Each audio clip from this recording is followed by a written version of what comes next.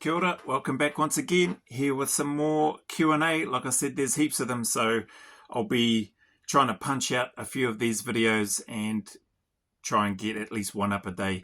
There has been some requests from some of the members in and around me doing some lives, so I've still got to try to figure out how that works. I'm guessing I just hit the live button and then go, but we'll cross that bridge as soon as I can. But let me just try and get through or go through some more of these questions anyway. So let's jump in. This first one is, how would you advise someone to mentally prepare for long periods of isolation or feeling alone on selection? Jeez. Things that worked for me, and this is what I would advise or share for anybody to do, like for selection specific, do a lot of your training on your own. Like, it's great to have a training partner, don't get me wrong, but it's good to be out on your own as well. In your own head, you don't have anybody beside you, you don't have anybody motivating you, you don't have anybody to talk to. And on the in addition to that, like when you go out and do your training, don't take a mobile phone, or if you do, take it just for emergency purposes and leave it so that you can't access it, so that you can't be looking at the time or whatever. Just put it in one of the pouches in the pack, and it's there for an emergency if you have to. So you might hit start on the stopwatch, goes in the pouch in the pack goes on, and then you just head off. And you do the route or the circuit or the kilometers, wherever it is that you need to go, until you've completed it, and then you get back to the end. Then you take your phone out, hit stop, and then record your time or whatever. But that piece in terms of being on your own, alone, definitely helped me. The other piece I would also recommend is don't have any music. So just listen to the footsteps and your breathing whilst you're out there doing it, and take in the scenery where you can, having a look around.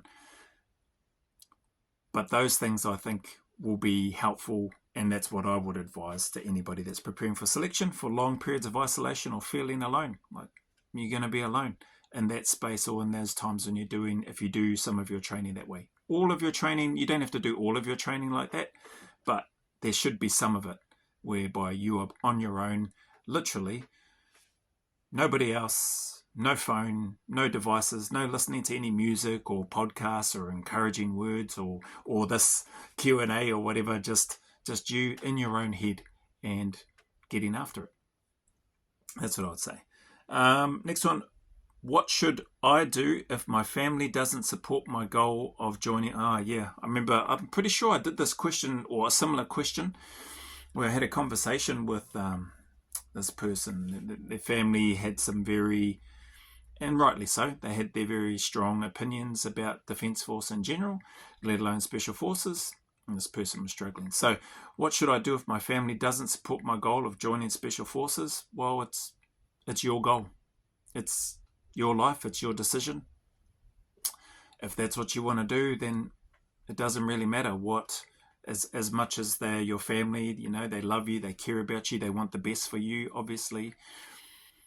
But it's your life, so you need to go out and live it to the best of your ability and chase what it is that you're after, not be trying to live up to or chase what other people expect or want you to do. Anyway, that's my 2 cents on there. What's your opinion on cold showers, ice baths, and mental toughness hacks? Yeah, I think they're good. I like the cold showers and ice baths. Usually after I've finished training, I don't mind them. I can't say I'm a big fan of doing them like early in the morning when it's already cold, but I've done that too. Why? I don't know. I think it was more around the recovery type aspect, and that it was good for the muscles or something. I think I read somewhere or watched somewhere, more than likely. And so I thought I'd give it a crack. Did that for a while, and yeah, felt good. Feels really nice having that cold shower, even in the mornings after, once you're in it and you sort of settle into it. I noticed my body warmed up a heck of a lot quicker, like after I hopped out after having a cold shower, drying off and then getting dressed. Whether or not it makes you mentally tougher or harder, I have no idea. But I don't do it all the time, but I definitely do enjoy the ice bath stuff after training. So yeah, what's your opinion? My opinion is, if it works for you and you like it and you think it helps, then do it. If you haven't done it and you're wanting to find out from people that have done it, and whether or not it works, I would still be skeptical, and I would still just, if I wanted to do it and find out for myself, like, I would do it myself. So anyway, that's my 2 cents on that one. What kind of boots or gear do you recommend for training? Man, yeah, there's been heaps, even in the comments, there's been a number of questions coming through. What sort of pack? So the Terminator pack, which I've mentioned. Actually, I'll probably mention that now. Yeah, so the pack that I'm using, the brown one, it's a New Zealand Army issue pack. From what I understand, they get it on basic training. We never got a pack like that on basic training. We had an Alice pack, which I loved. I still have my Alice pack. Well, one of my sons has got my Alice pack now. So he didn't like this pack. It just, yeah, for whatever reason, asked me if I wanted to try it. I tried it. I loved it straight away. Like, it just sits, it's really comfortable, like, for me, on my back. It feels, even though my Alice pack is really worn into me, and I love that thing, this pack feels even more comfortable to me than my Alice pack that I've had for years. So, yeah, I like it. The material, yeah, it's obviously more thicker, durable material than the Alice pack material, so it's naturally heavier than the Alice pack empty. And yeah, so therefore it's going to be heavier when you put kit in it. But it's a good pack, it's comfortable, and I like it. What kind of boots? So for me, I had some high-tech boots. They were black high-techs at the time. They were comfortable. They were great for the stomping and walking, for what I was doing. But I'd even, worn in my GP Army issue boots as well, which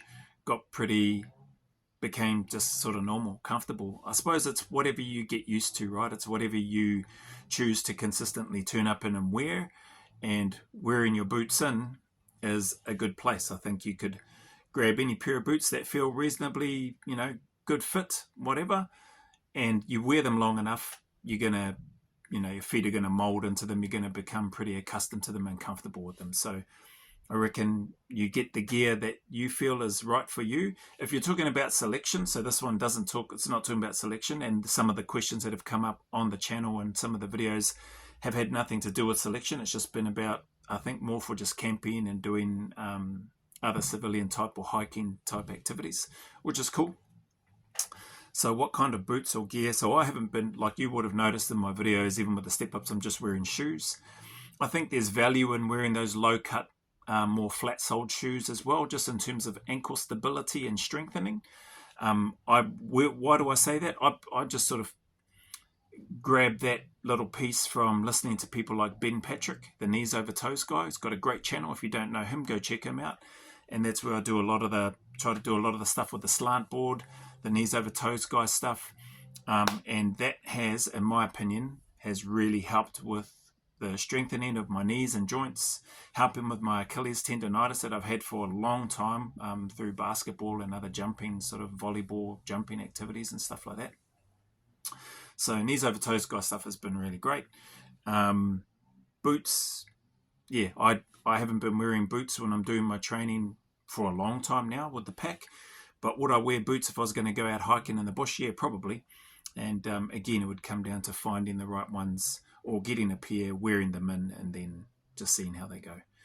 On the back of that, yeah, there have been people as well. I have thought of this, and I have reached out to companies. No bites yet, and that's okay. To do some reviews of their gear and kit and equipment if they wanted me to through the channel. But nobody's coming to the party on that one yet, so that's all right. It is what it is. Maybe one day it'll happen. Maybe it won't happen at all. Either way, I'm still going to be here and keep chipping away. So, yeah, that's that one. How are we going for time? 9.5 minutes. Let's do this one. Is it possible to prepare for selection while working full-time or studying? 100% it is, in my opinion. Obviously, maybe depending on the job that you do, but to put that into perspective, I was working full-time as a soldier in the New Zealand Defence Force. I was working full-time as a soldier in the Australian Defence Force. Like, you're in there as a soldier, you're working your job and then you've still got to train and prepare for selection. So that means making sacrifices. That means, do I need to get out on the terps on the weekend and make a fool of myself? Or, do I need to go out and drink? Do I sacrifice a little bit of sleep, get up early, go do some training in the morning before going to work, and then do my job, and then when I finish work, go get that other training session and then get a feed after, and then carry on. Eating throughout the day, whatever it is that you've got on during the day. But to that question, it is 100% possible, in my opinion and in my experience, to be working full-time and train and prepare for selection. Does it mean it's easy? No, it doesn't. It doesn't mean it's easy at all. Can you prepare for selection while working full-time and whilst you've got a family? Yes, I agree again, 100% you can. But is it easy? No, it's not. It is not easy. But it can be done. It just depends on how much you want it and how, say in a family situation, how you and your family are able to work together and navigate that space in order to accommodate the training, the time, the effort and energy that you will need to put into your preparation for selection. So I hope that helps. It's a little over 11 minutes. I'm going to pause that there. There are a bunch more questions. I'll do another video later so I can try to keep them in and around this time. Appreciate you all. Appreciate the questions. Appreciate the support. It's just, really means the world to me. And I just need you to know that. And I genuinely mean that. So thank you very, very much.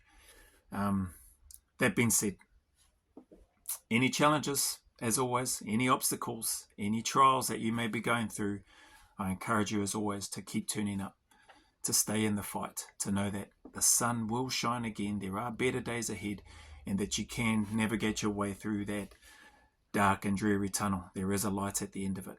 So just keep turning up and keep doing the best you can. Be consistent, be disciplined with it, and where you can, try to think of how could you potentially positively impact somebody else. I know that that helps and works for me, and it's a huge driver for me in terms of me having the privilege to have my little channel that I have here and do what I do, or try to do what I do anyway. So again, thank you all very much. Remember, go always a little further. Who dares wins. And as always, until the next video, from me to you, a big mana wave filled with my aroha, respect, appreciation and gratitude for you all.